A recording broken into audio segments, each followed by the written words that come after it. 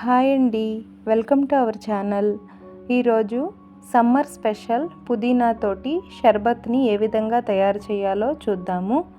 ముందుగా మిక్సీ జార్లోకి శుభ్రంగా కడిగి తీసుకున్న 1 కప్పు పుదీనాని తీసుకోవాలి.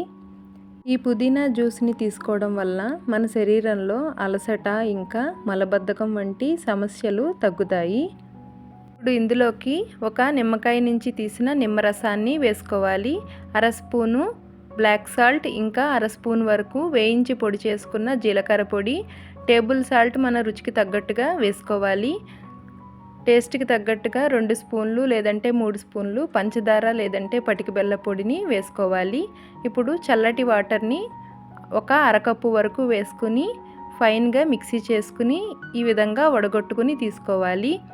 ఇప్పుడు 1 గ్లాస్లోకి 2 ఐస్ క్యూబ్స్ వేసుకుని మిక్సీ చేసి పెట్టుకున్న పుదీనా జ్యూస్ని 1 పావు వరకు వేసుకోవాలి. పుదీనా ఆకులలో vitamin A, vitamin C, vitamin B6లతో పాటు కాల్షియం, మెగ్నీషియం, ఐరన్, పొటాషియం వంటి మినరల్స్ కూడా ఉంటాయి. ఇందులోకి చల్లటి వాటర్ని పోసుకోవాలి.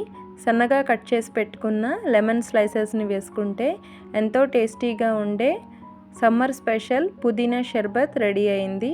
వీడియో నచ్చితే లైక్ చేయండి. Thanks for watching.